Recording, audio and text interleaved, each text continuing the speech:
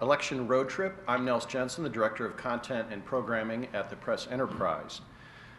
We thank you for participating in this first election road trip. This is one of 25 forums that we're doing this week in western Riverside County. We're also grateful to our sponsors, not only the Press Enterprise, but also the Beaumont Cherry Valley Recreation and Park District and the Mount San Jacinto College. Today we're here in Riverside. Yesterday we were at the Noble Creek Community Center in Beaumont. Tomorrow we are in San Jacinto, and Thursday and Friday we will be in Menifee. All of these forums will be streamed on the internet here on pe.com and on ustream.tv as well. They will also be available on demand on pe.com on the road trip page of the politics area of the site. This is our second forum of the day. This one is for the Board of Trustees for the Riverside Community College District Board of Trustees. The College District is among the oldest and most influential organizations in Riverside County. There are 3 campuses in the system: the Riverside City campus next door, the Moreno Valley campus, and the Norco campus. The district has recently been the beneficiary of 2 major gifts totaling $8 million, or at least part of gifts totaling $8 million. First off, we'd like to introduce the candidates who are seated to my right in the order as they appear on the ballot by the Riverside County Registrar of Voters, and then after that we will go through and have 2-minute opening statements by the candidates. To my immediate right is Daryl Terrell, a sales associate, Gloria Willis, Janet Green, I have this out of order, a current member of the board and administrator, Virginia Blumenthal, a member of the Board of Trustees, Gray Franson, a chief executive officer, and Ian Davidson, a small business owner. All right, there are 8 candidates, and there are 3 seats available. Virginia Blumenthal and Janet Green are current trustees. Trustee Jose Medina chose not to run for re-election. We'll now provide 2 minutes for each candidate to make an opening statement, and we will start with Daryl Terrell. Hi, my name is Daryl Terrell. Robert Kennedy once said, "Some people see things as they are and say why. I see things that never were and say why not." I came to this community 22 years ago, not doing well in high school with a 1.9 GPA. RCC gave me a second chance in going to college, graduating with both a AA and an AS degrees, a 3.4 GPA, and made the Dean's List the first time in my life. RCC made it possible for me to attend one of the best universities in the world, UC Riverside, where I earned a Bachelor's Arts degree in political science, where I was elected twice to the Student Senate and served as chairman of the Student Senate, where I fought to improve student services and in keeping UC Riverside accessible and affordable for all students, which led me to propose and implement a student community service scholarship program and a rental textbook program for the first time in the UC system against all odds in 1992. For the last 16 years, I devoted my life to my community as a community advocate in fighting with some success for jobs, public safety, and quality of education for all our kids. I know what it is to benefit from a second chance. Through those experiences as a RCC student, as a chairman of the Student Senate, and 16 years as a community advocate, as RCC Board Trustee, I will fight tirelessly to extend hope and opportunity and second chances in education and economic opportunities to meet the needs of your community and, most importantly, in rebuilding your American dream. I am proud and honored to be endorsed by Mr. Bryant Unit of Hosting, Taylor and Unit Law Firm, and Mr. Rudy and Mary Lou Morales in the Black Voice News. Thank you. Okay, Janet Green. Thank you. Jobs, jobs, jobs. Employment, skills training and retraining, quality counseling, and fiscal responsibility are my top priorities. I came to Riverside as a registered nurse in the United States Air Force, stationed at March Air Force Base. Served on the Riverside Community College Advisory Committee for Emergency Medical Technicians, and taught emergency medical technicians for 6 years, and was appointed by the governor to the State Advisory Committee on Emergency Medical Services. 30 years in education, most of those years served at San Bernardino Valley College as a professor of business, Department Head of Business Marketing and Management, Academic Senate President, CTA, California Teachers Association Treasurer, and Dean of Evening College in charge of all office campus sites from Big Bear to Needles, including the Sheriff's Academy. Presently, I am the Vice President of the Board of Trustees and Chair of Planning and Operations, which deals with budget and $1.2 billion in projects from Measure C, state, and federal monies. My education is a Bachelor in Liberal Arts at the University of Redlands, a Master's in the Administration of Vocation from Cal State University, Long Beach, and a Master's in 1 full year of Master's at UCR Riverside. And most important, education is about students with the best education possible. Thank you. Okay, Virginia Blumenthal. Good morning. I first off want to thank the Press Enterprise and the sponsors for allowing us this opportunity and to be able to use the internet and websites for us to be able to reach the people of the community. I am a graduate of Poly High School. I'm also a graduate of what was then called Riverside City College. I've been a board member for 4 years, and during my tenure on the board, I have been vice president for 2 years and now president for 2 years, obviously having leadership roles. My purpose in running for re-election is to continue to ensure the fiscal stability of the district. We cannot provide the education, we cannot provide the classes, we cannot provide the vocational training if we do not have fiscal stability. I'm very proud to have been a member of this board for the past 4 years because, in fact, we do have that fiscal stability. And I don't want to correct our moderator, but we didn't have $8 million this week. We had $15 million in grants.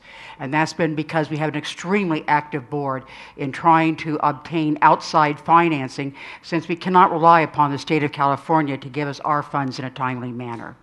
We have received a $5 million endowment from Mr. Coyle for our Riverside School of the Arts. We received $3 million from the Gates Foundation. We received from the federal government $2.1 million for the Moreno Valley College for our Physician's Assistance Program, and we received $4 million for Norco College for our Industrial Technology Program. I am a practicing attorney in the city of Riverside. My parents still live in this town directly across the street from the city campus. I am a believer in accessibility of classes to the students, and I'm a full supporter of the Riverside School of the Arts. I ask for your vote in this upcoming election to help ensure the fiscal stability of the Riverside Community College District. Okay, Gray Franson. Okay. Also, I would like to thank the Press Enterprise for hosting this fantastic event. I'd like to put a special greeting out to our web visitors. My name is Gray Franson, and as a candidate for the Board of Trustees, I believe I can bring a new, fresh dynamic to the board that is focused on the student experience, student success, and student access.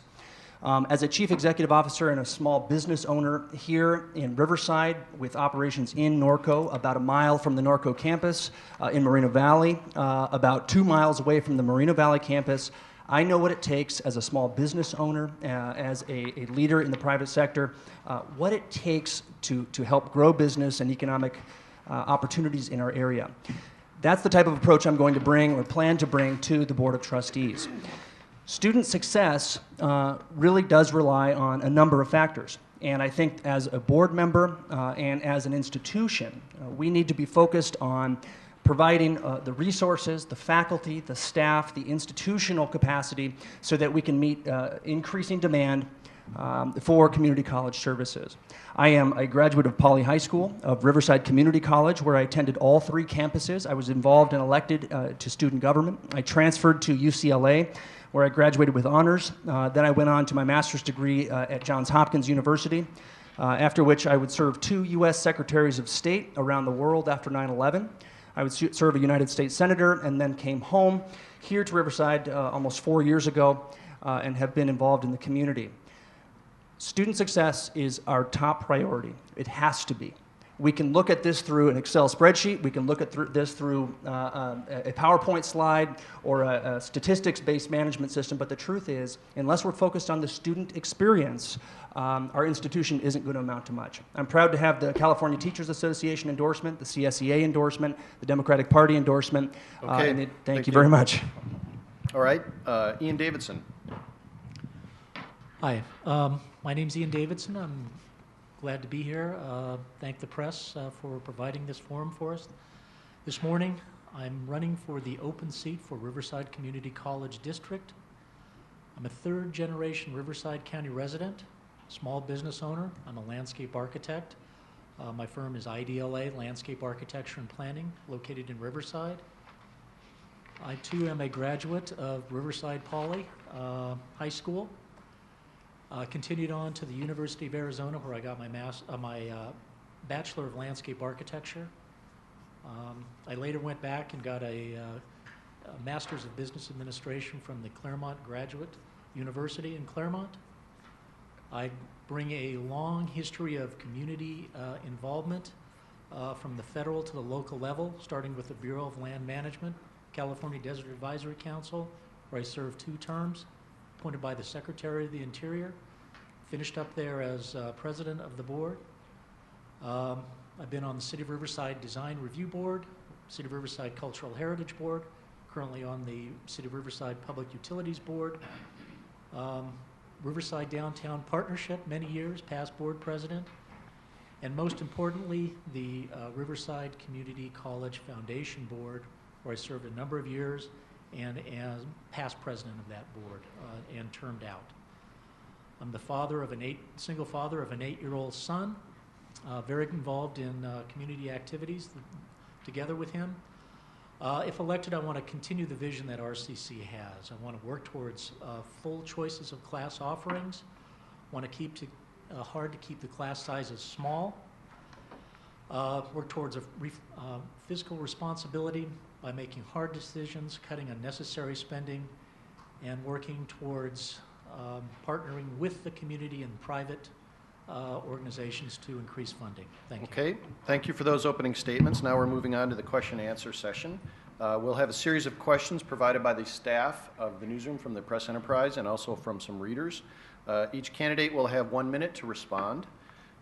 Again, Carol, our timekeeper, will let people know when they've reached 30 seconds and when time is up. We have changed the order of responses so that candidates are not successively answering first or last. We're going to begin with Gray Franson for the first question. The first question for the challengers. What personally would you bring to the board? Thank you. I would bring a number of things. One is a fresh approach. Second is a small business perspective, particularly when we talk about jobs. It's important for our board members to have a deep understanding of what it is like to run payroll. And I'm sensitive to that. I think I'll bring a flexibility and a pretty wide or a broad base of support from a number of community organizations and stakeholders throughout the 3 cities and throughout the county. I've been an advocate for building bridges and establishing new relationships so that when we talk about the overall success of the college and its future, that it is done so hand in hand with our community. So a fresh approach, a deep understanding of what employers need in our region, and an ability to reach across the political spectrum and throughout the community. Thank you. Okay, Ian, what would you personally bring to the board? Well, I think I can bring a unique perspective in my background in landscape architecture and planning when we're looking at facilities and spending money on facilities, the bond money, helping to look at campus planning issues, budget issues, construction issues, which I have a deep understanding of. In addition, I bring a relationship with the community that I've developed and my family's developed over a number of years. When somebody like Henry Coyle is looking to give $5 million to an institution, he looks at who's involved with that institution, the the board of directors and the chancellor certainly has a confidence in the chancellor to pledge that $5 million. And as a supporter of mine, Henry has faith in me as being on the board to make wise choices and decisions utilizing that money. Okay, Daryl, same question. What personally would you bring to the board? What I bring is, I understand what these guys are going through at RCC, because I was a student that was crammed into small classrooms, hoping and praying that my professor would sign my sheet to get out, so I wouldn't have to be on a 2-year plan to a 3-year plan. Also, I bring innovative ideas like budgeting for outcome, charting agencies, and a new program called TigerStat to improve student services and making more classes available. I understand like I said again, what it's like to be a RCC student. So I hope they have the opportunity to do something about it on the other side. Thank you. Okay, slightly different question for the incumbents. We'll start with Virginia Blumenthal. How personally have you made a difference on the RCC district board? I think I have made a difference personally on this board because I have a business background. I've been able to bring to this board a sense of fiscal stability. These have been very, very tough economic times, and when we have cut over $25 million from our budget, we need to know where to cut. We need to know how to cut without hurting the student and still be able to offer the services to the student. I think I've made a difference because we have been able to keep our vision and plans for the future in spite of our economic instability as far as the state goes, and yet maintaining a stability for the district. I believe I have brought to the board my belief in shared governance. I have included faculty and made motions and suggestions, formed search committees for the chancellor, where the faculty classified staff has had significant involvement and input in making those selections, which is probably why I have the endorsement of the California Teachers Association. Okay, Janet Green, same question. How personally have you made a difference on the board? Since my election to the board, I have been extremely involved as a strong student advocate, as an advocate for faculty and staff, and as a strong community involvement, being out there, being visible for our community to have access to us as trustees, and also involvement with veterans services, something this college had never laid hands on before. It never existed. My continued activities will be at the state and local level. I am currently the representative for the college at the California Community College League Legislative Committee, working with the budget and legislators. I think that's very important.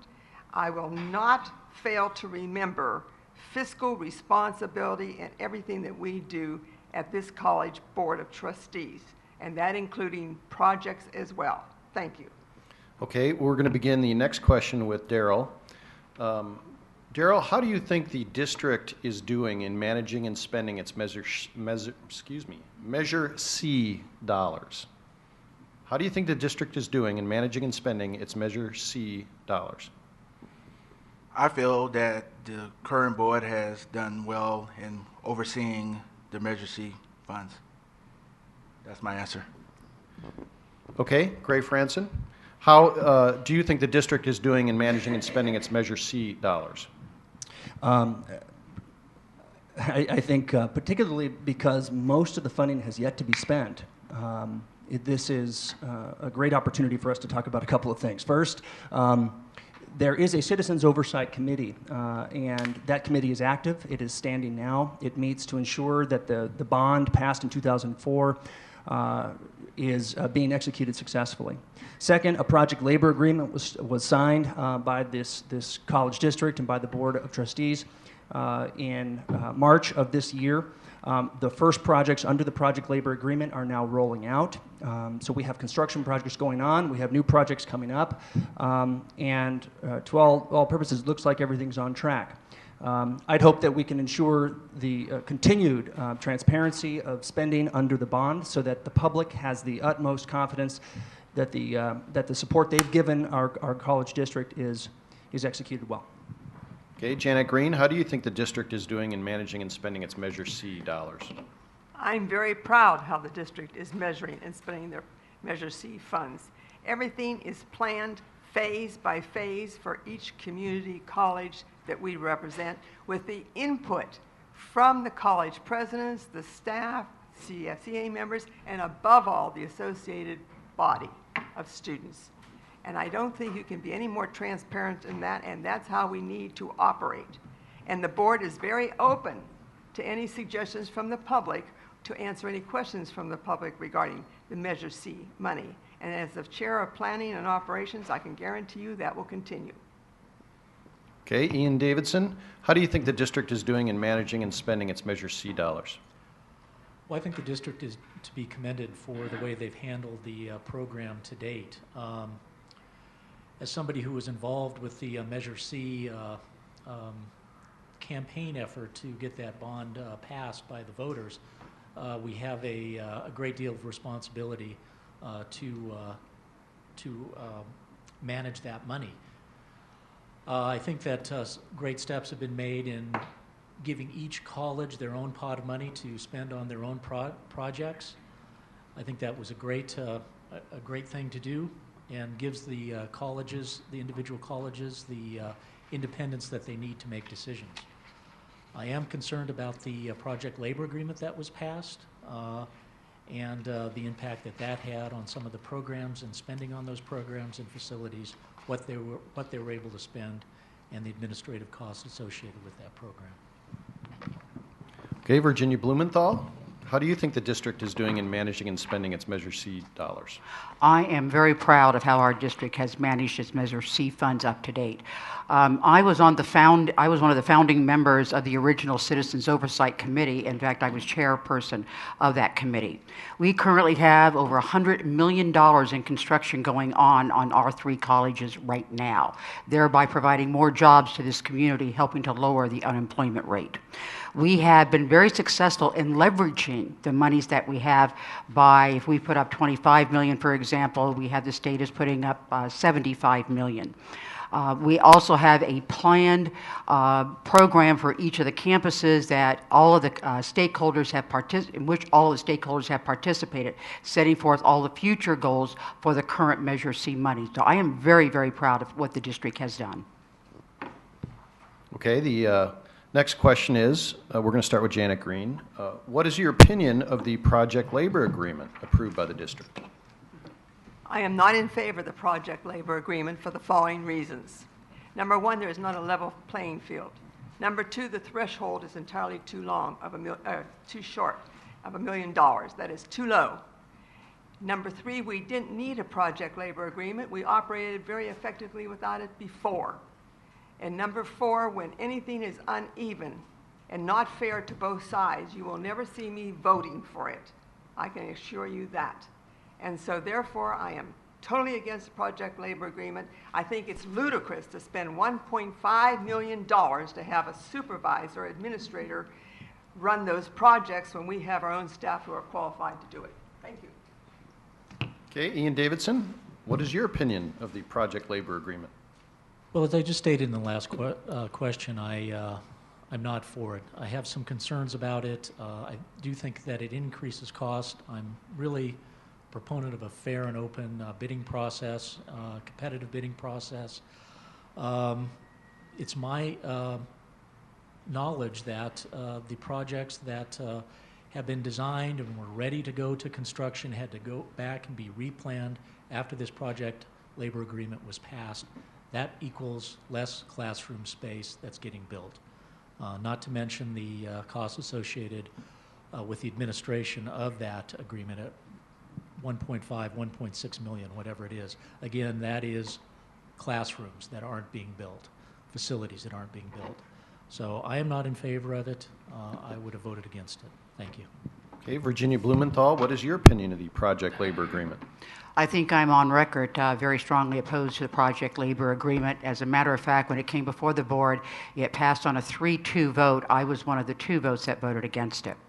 There is no reason to increase cost of construction, especially during these economic times.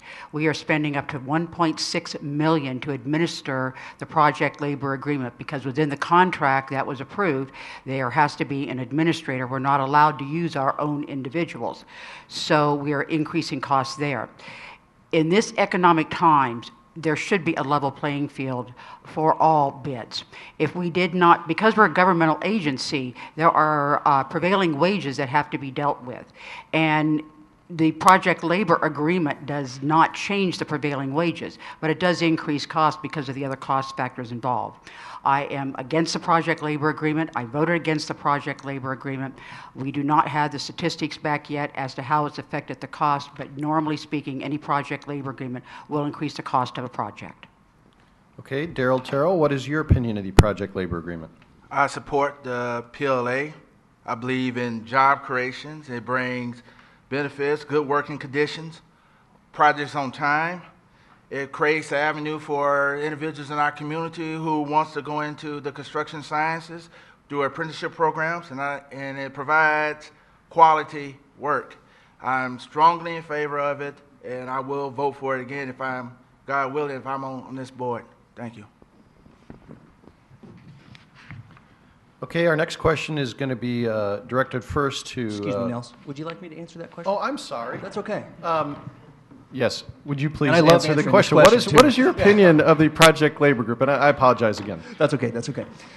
It's a critical issue on this campaign. It is an issue that has generated a lot of controversy and a lot of discussion. I am supportive of the project labor agreement. I am supportive of a range of benefits that it includes, which is recognized nationwide as a tool or mechanism to execute long-term public dollar funded projects. These are not new. Project labor agreements are used, again, across the country to ensure that we build in stability to construction projects so that, say, a $340 million bond can be measured or executed successfully. But I think it's the wrong question. I really do. I think the real question is, how are we going to move forward? How are we going to ensure that all taxpayer investments are being invested in the district transparently, openly, successfully, and efficiently, whether or not there is a project labor agreement? Okay, we're going to direct this question to Ian Davidson. If elected, what is your top priority for the board? Well, I think the top priority is to continue the good work that the board has been doing. It's a great institution. There's nothing that that's radically wrong or is problem. I mean, it has support, high ratings in the Clement study where it had over a 90% approval rating when they were looking at putting out that bond. So I think we can keep that approval rating up so we can continue that bond issue. We have to look at project labor agreements to see how that's going to, the public perception is going to be changed. But I think just continue to the vision, work towards keeping the classes accessible, open, and small. Thanks. Okay, Gray Franson, what will be your top priority if you're elected to the board? Top priority has to be centered on student success. If we are focused on the student experience and ensuring that the men and women that are going to use the community college district, use classes to help grab the first rung of opportunity, if you will, we have to ensure that their experience is of the highest quality, with the most access and the most appropriate curriculum and access to the right courses possible. That's where it has to start. So as a top priority, all of our focus has to be placed on what that student success factor is. From there comes the requirement for fiscal stability that has been mentioned considerably. From there comes the need to engage and partner with the community to ensure that employers have a stake and a role in developing curriculum and opportunities. And finally, we have to ensure that students can get into the college, but then can move up and out of the college district, meeting their both educational goals and their professional goals. Okay, thank you. Virginia Blumenthal, what would be your top priority? My top priority is unequivocally and without a doubt fiscal stability. We cannot have faculty, we cannot have student success, you cannot have classes if you don't have the dollars to pay for them. In the economic times that we are facing in the state of California, for example, California did not pass a budget, has not yet, in spite of the talk. The community colleges throughout the state get no money whatsoever. So since the beginning of this school year, we have not received a dime with which to pay our faculty with which to run our college. And thank goodness this particular board has a substantial reserve. We have been fiscally responsible, which is why we can continue to keep our colleges open. There are 11 or 12 community college districts throughout this state that are talking about closing down if the state does not pass a budget. If we don't have fiscal stability, we don't have a district, we don't have students. Obviously, the students are the primary concern, but we have to have that fiscal stability. Okay, Daryl, what will be your top priority on the board? My top priority is reforming our budget system. Right now, we cannot depend on the state of California, who is a dysfunctional government entity right now. And yes, we can use reserves, but we can't continue to use reserves. We got to use a different approach that has been adopted by the Government Finance Officers Association called budgeting for outcome. That will help in not only improving student services, but also it will provide more available classes for our students so they won't have to be on a 3-year plan and to move on. But that's one of the things I would do. Thank you. Okay, Janet Green, what's your top priority? My top priority are jobs, and that means partnerships with businesses and internships for our students. They need the practical aspect as well as the theory. Also, quality counseling. Our students need to have the proper counseling in order to get to the classes that they really should be in. Strong advocate for students in the community, communications with the community, and involvement at the state level any way I can to help this district. Okay, several people have mentioned the state fiscal situation. Given that uncertainty there, and we'll direct this question first to Virginia Blumenthal. Given the uncertainty of state funding, what can the district do to ensure a sound fiscal policy? I love that question, thank you. The district can do what it has been doing, and that is we are forming partnerships, for example, with various businesses in the community. We are forming partnerships with other governmental agencies. For example, we are building currently the aquatics complex. That is a full partnership that has been developed with the City of Riverside, the County of Riverside, Riverside Community College District, and other private organizations that are helping to raise funds. The fundraising that the board members, the foundation, and the chancellor are currently doing on the state level, on the federal level, and on the private level has added significantly to our fiscal stability, and that is an avenue to which we are continuing. We take many trips back to DC and up to Sacramento in order to raise funds for particular projects, getting grants and so on. Okay, thank you. Daryl, same question. What can the board do to ensure sound fiscal policy? Well, again, we are in the age of a permanent fiscal crisis. I think one of the things we have to do is look outside the box, be innovative, and use new ideas. Like, again, implementing budgeting for outcome, implementing a charter department program, which would ask in exchange for less money, untie the hands of our departments to be flexible, and in exchange our district will relieve them of the bureaucratic strings attached. And also we can implement Tiger Stat, which has been similar to what it is in Baltimore called City Stat and what New York City called CompStat. Those 3 reforms will help us to see how our programs work and based on performance measurements, and it will help our programs to be efficient for our students. Thank you. Okay, Janet Green. Yes, one of the things we need to continue to do is to make sure and go after grants for students to be able to use to get educated. And there are plenty of grants out there, and I believe the president today is going to come out with some suggestions later on today. Maybe he is now. However, another thing we need to do is get the community to buy into the district. These colleges are your colleges because there's 3 separate colleges now.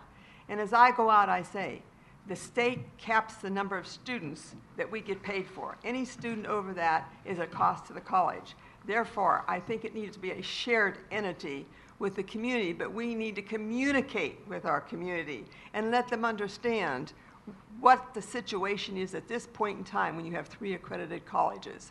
And I'm a strong advocate of being out in that community and answering their questions, bringing the information to them anytime I can. Thank you. Gray Franson, what can the district do to ensure sound fiscal policy? It can do a number of things, and I have been on the campaign record applauding this board for some good moves it has made in the fiscal arena. I would work collaboratively with board members, with the chancellor in the district, to ensure a stable fiscal climate for the college, particularly in these incredibly unstable types of environments. But this isn't really about statistics. This isn't necessarily about performance-based measures. The college district has a huge range of programs and measurement tools that it uses now to ensure funds are being executed successfully. We have to do a couple of things. One is continue on the partnerships and the grants avenue. I think that's been said plentiful today. I think we need to reduce overhead. We have to continually evaluate where we can find savings, whether that's pushing out new programs online or reducing certain types of administrative things. But we also have to listen. And I've pledged to hold a town hall meeting every month of my term so we know what the community wants. Okay, thank you. And finally, Ian Davidson. Well, we find ourselves in an unfortunate situation. I think we just need to stay the course. The current board has done a great job in dealing with this financial crisis. I think you just need to keep the budget under control, constantly review it, make hard decisions, and work with Sacramento and Washington to ensure that we get all the funding that we're entitled to, and then some, looking for grants and certainly opportunities with the private community to try to leverage those, as Virginia alluded to with the Aquatic Center. I think that there's a lot of success stories working with the Foundation Board, which I was a part of, to leverage what they can do, reaching out to private individuals, private companies, even public companies to get additional fundings, equipment, and dollars for programs and equipment. Thank you. Okay, this next question will begin with Janet Green. Now, on the other hand, in addition to a fiscal crisis, we also have the issue of increased student demand. What is going to be the access to the classes and curriculum? You have potentially students coming down who aren't getting into the four-year schools. You have increased population growth expected. So as a policymaker, what can the board do to ensure access to classes and curriculum? The first thing we have to do is collaborate with the university systems, because the students who can't get in the systems are going to come into the community colleges. The community colleges, as I said before, have a state-mandated cap on the number of full-time equivalent students they will pay for. Unfortunately, that is not all the students. So what we need to do is find an avenue of communication and teaching on the students who can't get in as what some of their alternatives could be at the present time, and then move up gradually till they can get in. One of the things that I think stymies students from getting to community colleges is all this testing.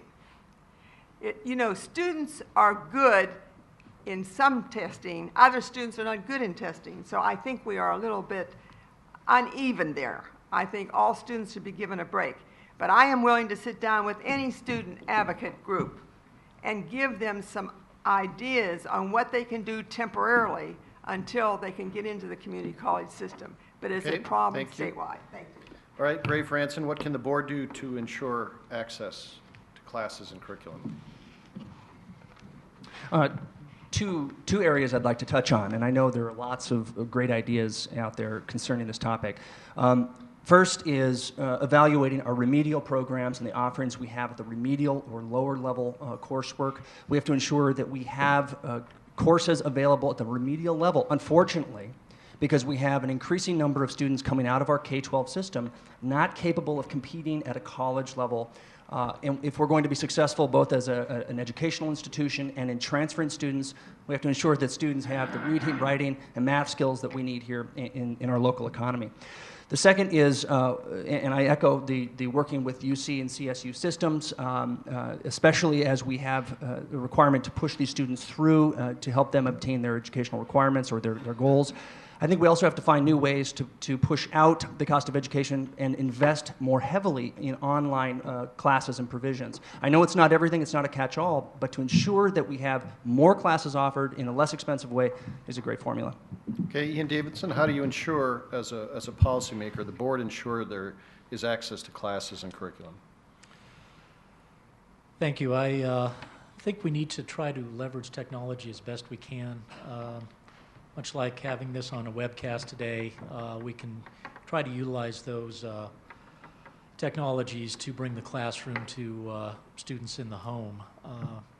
It's not a panacea. I'm a strong supporter of having a bricks and mortar institution that the students can relate to and the community can relate to and be proud of.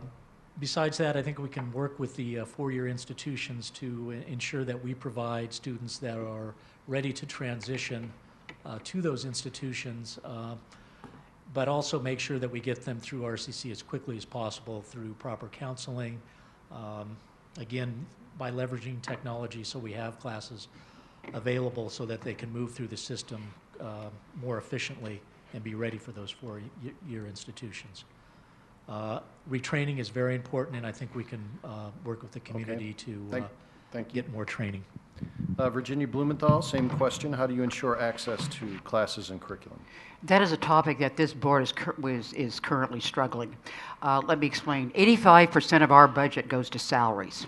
It's awfully hard to start cutting when you're talking about cutting in the area of salaries because that contributes to the unemployment rate. The California State Universities have capped their employment. The UC campuses have capped their employment. Unemployment in this area is approximately 15%. Whenever unemployment goes up, our enrollment goes up. Last year, our enrollment at one time was up 38%. Right now, we are at 106% capacity, meaning faculty members are taking more students than what they're supposed to be. We had last year 4,500 unfunded students. That means that we were educating a small college with getting no money whatsoever from the state. We're going to have to get some efficiency with technology, but right now I don't have that answer because we simply don't have the dollars and cents. And if we don't have the fiscal stability, we cannot offer the classes. Okay. Daryl, how would you ensure access to classes and curriculum? Well, number one we could do is the creation of a teacher assistant core program. Two, we increase the numbers of online and hybrid courses to promote growth without additional use classrooms. Establish a class, business, and corporate sponsorship program.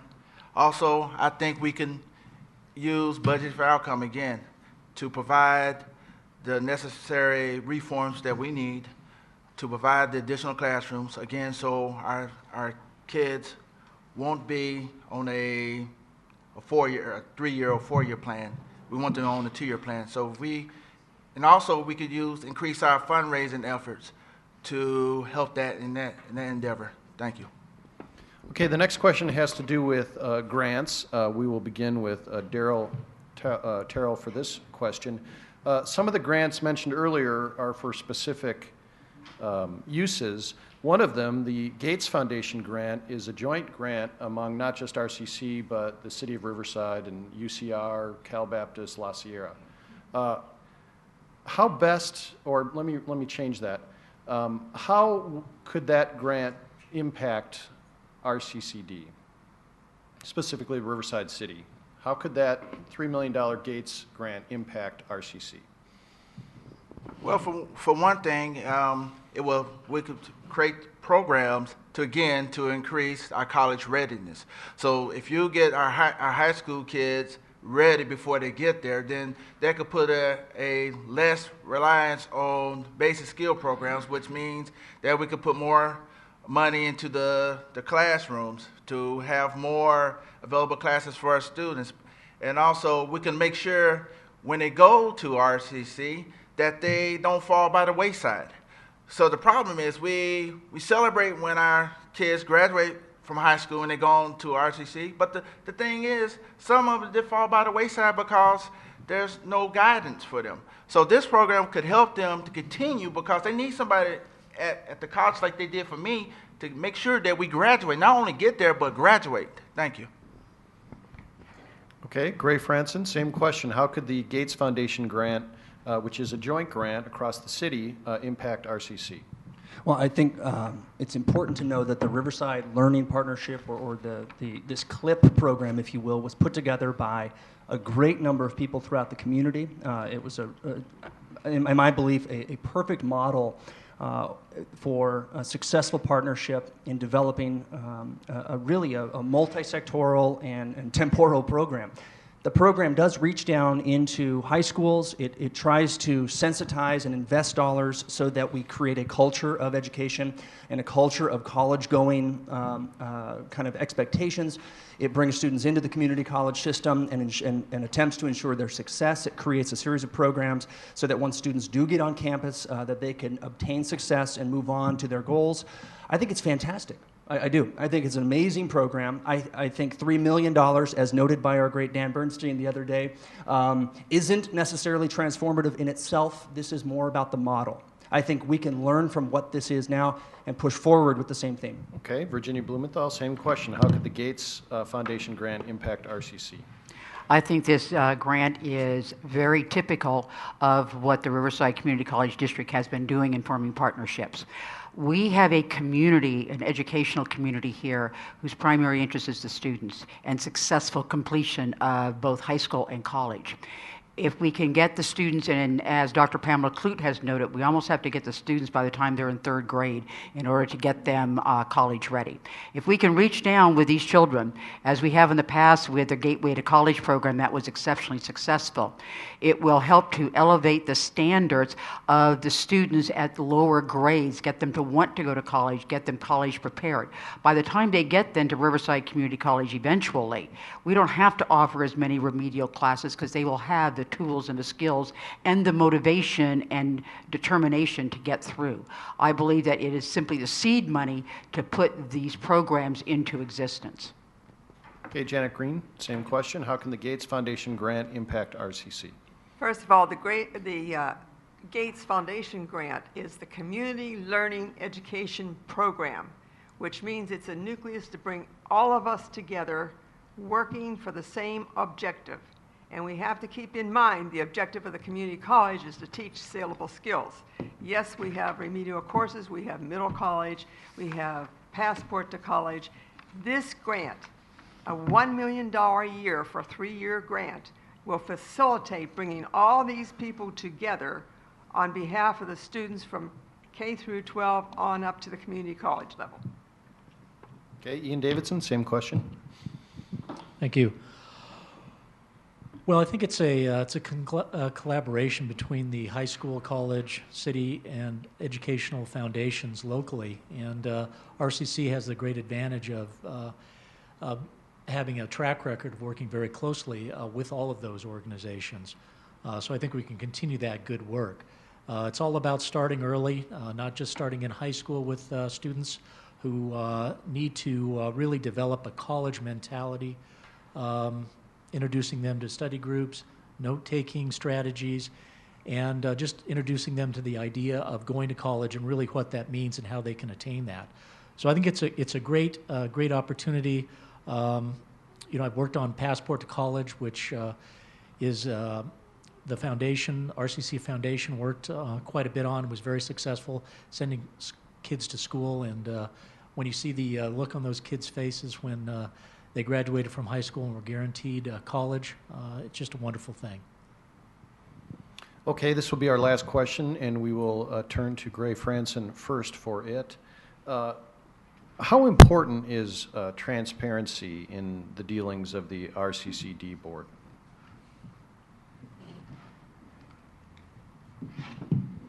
I think it is supremely important.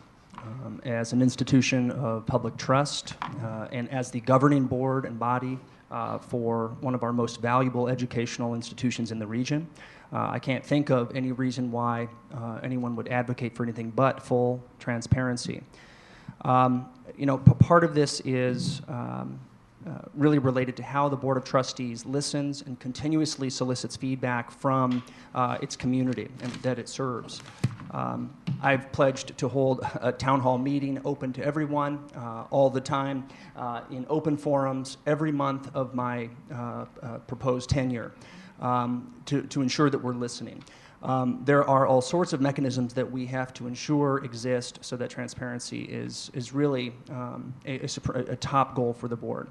The other piece here is that we have to ensure that debates are open, and really we should consider strongly televising Board of Trustees meetings, because at this point that is lacking. Okay, Ian Davidson, how important is transparency on the RCCD board?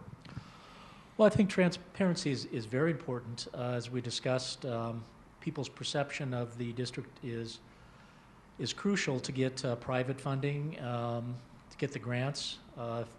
The type of divisiveness that may come from a lack of transparency really hurts that ability to have a good approval rating, to go out to be able and get bond funding.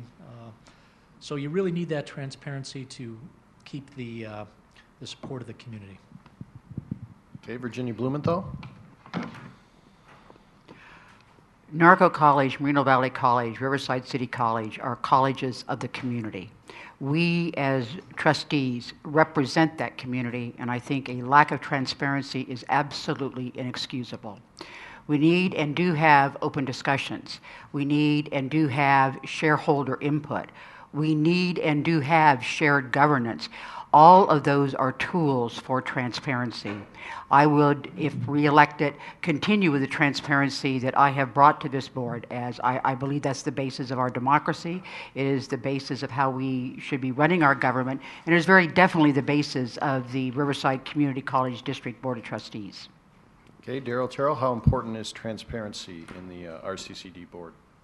I think it's very important, because with the because some of our residents in our community don't have, maybe cannot get down to the meetings, and I agree with Mr. Franson that we need to have these meetings televised, because when the PLA debate was going on, so a lot of people couldn't get there. They only had minutes, but I think they should have been televised. And also, we need to do more to shine the light on what's going on at RCCD. But that's my main concern, is these meetings should be televised so the people out there can see what's happening. Thank you. Okay, Janet Green, how important is transparency in the operations of the RCCD board? I think transparency is of the utmost importance. It is the link between the district and the community that votes us in. It allows them an avenue to trust us in what we're doing and feel comfortable about coming to us in some of the concerns that they have. And I'm a strong advocate of that. We need to be open for suggestions. And yes, I agree with my peers. It needs to be televised. In fact, I just told the chancellor that the other day when it was brought to my attention when I was in the community. I have no problem with that. I think the community needs to see that, and therefore that would promote even more transparency. Thank you. Okay, that concludes our question and answer session.